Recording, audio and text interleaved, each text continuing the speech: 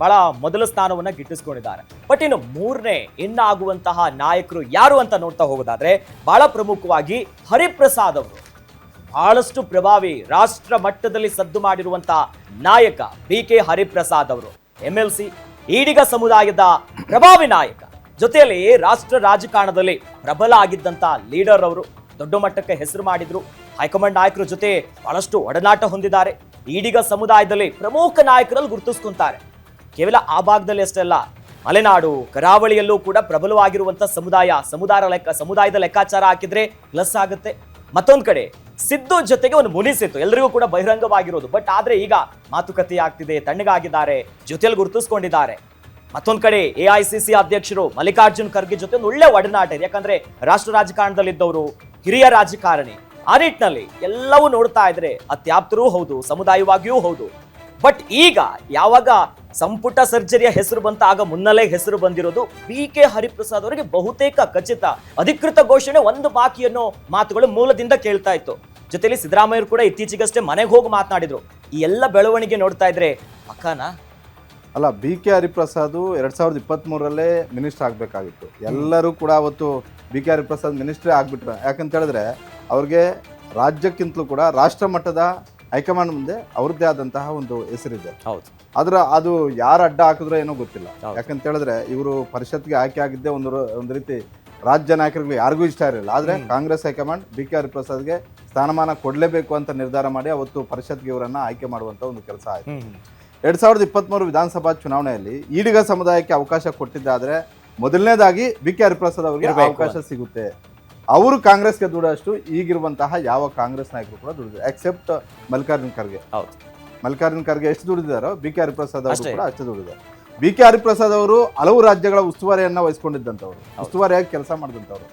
ಕೆಲವು ರಾಜ್ಯಗಳಲ್ಲಿ ಕಾಂಗ್ರೆಸ್ BK ಹರಿಪ್ರಸಾದ್ ಅವರು ಉಸ್ತುವಾರಿ ವಹಿಸಿಕೊಂಡಾಗ ಗೆದ್ದಿದೆ, ಕೆಲವು ರಾಜ್ಯಗಳಲ್ಲಿ ಸೋತಿದೆ. ರಾಜ್ಯ ಕಾಂಗ್ರೆಸ್ ಅಲ್ಲಿ BK ಹರಿಪ್ರಸಾದ್ಗೆ ಯಾಕೆ ಅಷ್ಟೊಂದು ಮನ್ನಣೆ ಸಿಕ್ತಿಲ್ಲ ಅಂತ ಹೇಳಿದ್ರೆ, ಎಲ್ಲರೂ ಹೇಳೋದೇನು ಅಂತ ಹೇಳಿದ್ರೆ BK ಹರಿಪ್ರಸಾದ್ ಅವಕಾಶ ಸಿಕ್ಕಿದ್ರೆ ನಮ್ಮನ್ನು ಓವರ್ಟೇಕ್ ಮಾಡ್ತಾರಂತ. ಎಲ್ಲರೂ ರಾಜಕಾರಣ ಅಂದ್ರೆ ಹಂಗೆ ಓವರ್ಟೇಕ್ ಮಾಡಿದ್ರೆ ನಿಮ್ಗೆ ಅವಕಾಶಗಳು ಸಿಗೋದು. ಏನ್ DK ಶಿವಕುಮಾರ್ ಸುಮ್ಮನೆ ಇದ್ದಾರೆ ಇವತ್ತು ಅವಕಾಶಗಳು ಸಿಕ್ತಿದ್ವಾ?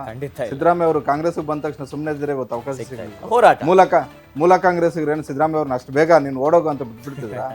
ಓಡೋದಕ್ಕೆ ಶುರು ಮಾಡಿದ್ರು, ಅವತ್ತಿಂದ ಓಡೋದಕ್ಕೆ ಶುರು ಮಾಡಿದ್ರು. ನನ್ನ ಒಂದು ಗುರಿ ಇಟ್ಕೊಂಡಿದ್ರು ಸಿದ್ದರಾಮಯ್ಯ, ಆ ಗುರಿ ತಲುಪೋವರೆಗೂ ಬಿಡ್ಲಿಲ್ಲ. ಹಾಗಾಗಿ ಕಾಂಗ್ರೆಸ್ ಅಲ್ಲಿ 2 ಬಾರಿ ಮುಖ್ಯಮಂತ್ರಿ ಆಗೋದಕ್ಕೆ ಸಿದ್ದರಾಮಯ್ಯ ಅವರು ಅಷ್ಟೇ ಆ ಒಂದು ಸ್ಟ್ರಾಟಜಿ ಕೂಡ ಅಷ್ಟೇ ವರ್ಚಸ್ಸಿರುವಂತಹ BK ಹರಿಪ್ರಸಾದ್ಗೆ 2023 ವಿಧಾನಸಭಾ ಚುನಾವಣೆಯಲ್ಲಿ ಆ ಕಡೆ ಕಾಂಗ್ರೆಸ್ ಹೈಕಮಾಂಡು ಸ್ಪಷ್ಟವಾಗಿ ಹೇಳಲ್ಲ BK ಹರಿಪ್ರಸಾದ್ ಮಂತ್ರಿಯಾಗಿ ಎಂಟ್ರಿ ಆಗಬೇಕು ಅಂತ.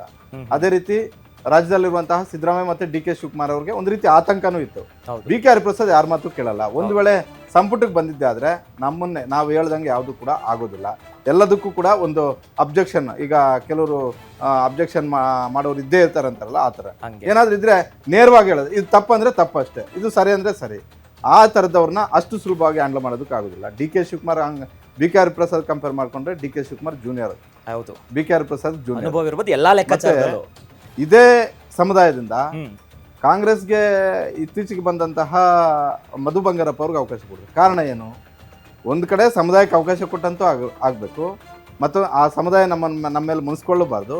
ಅದೇ ರೀತಿ ನಮಗೆ ಯಾರು ಕಂಟಕ ಆಗ್ತಾರೋ ಅವರನ್ನ ಅಲ್ಲಿಂದ ದೂರ ಇಡೋದು. ಇದು DK ಶಿವಕುಮಾರ್ ಸ್ಟ್ರಾಟಜಿನೂ ಆಗಿತ್ತು, ಸಿದ್ದರಾಮಯ್ಯ ಅವ್ರ ಸ್ಟ್ರಾಟಜಿನೂ ಕೂಡ ಆಗಿತ್ತು.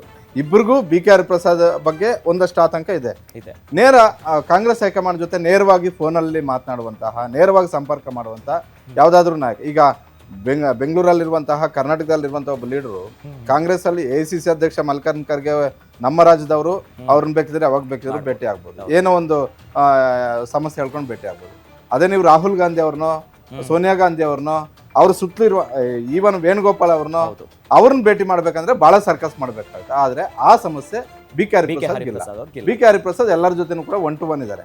ಅದು ಕೆಲವು ಸಲ ಪ್ಲಸ್ ಆಗಿರ್ಬೋದು, ಕೆಲವು ಸಲ ಮೈನಸ್ ಆಗಿರ್ಬೋದು. ಇಂಥ ವ್ಯಕ್ತಿನ ನಮ್ಮ ಮಧ್ಯದಲ್ಲಿ ತಂದ್ರೆ ನಮ್ಮ ಅದೇನೋ ಪಕ್ಕದಲ್ಲಿ ಬೆಂಕಿ ಇಟ್ಕೊಂಡು ಅದನ್ನ ಎಚ್ಚೆತ್ಕೊಂಡಂತಹ ಸಿದ್ದರಾಮಯ್ಯ ಮತ್ತೆ DK ಶಿವಕುಮಾರ್ ಅವರು ಬಹಳ ಸಲೀಸಾಗಿ BK ಹರಿಪ್ರಸಾದ್ ಅವ್ರನ್ನ 2023 ವಿಧಾನಸಭಾ ಚುನಾವಣೆಯಲ್ಲಿ ಗೆದ್ದ ಬಳಿಕ ಮಂತ್ರಿ ಆಗದೆ ಇರುವಂತಹ ಒಂದು ರೀತಿಯಲ್ಲಿ ಏನು ಸ್ಟ್ರಾಟಜಿ ಮಾಡಬೇಕಾಗಿತ್ತು ಅದರಲ್ಲಿ ಯಶಸ್ವಿ ಆದರು ಅಂತ ಕಾಣಿಸುತ್ತೆ.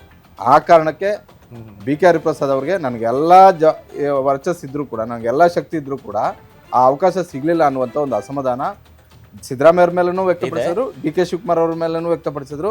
ಬಹುತೇಕ ಈಗ ದೆಹಲಿಯ ಮೂಲಗಳಿಂದ ಸಿಕ್ತಿರುವಂತಹ ಮಾಹಿತಿಯ ಪ್ರಕಾರ ಒಂದು ವೇಳೆ ಯಾರನ್ನಾದರೂ ಒಂದಷ್ಟು ಜನ ಕೈ ಬಿಟ್ರೆ ಈಡಿಗ ಸಮುದಾಯದಿಂದ ಬಿ ಕೆ ಹರಿಪ್ರಸಾದ್ ಅವ್ರಿಗೆ ಅವಕಾಶ ಸಿಗುತ್ತೆ. ಬಹುತೇಕ ಇನ್ನೇನು ಈಡಿಗ ಸಮುದಾಯದಲ್ಲಿರೋದು ಮಧು ಬಂಗಾರಪ್ಪ ಅವ್ರನ್ನ ಕೈ ಬಿಟ್ರೆ ಬಿ ಕೆ ಹರಿಪ್ರಸಾದ್ ಅವ್ರಿಗೆ ಅವಕಾಶ ಒಟ್ಟಿನಲ್ಲಿ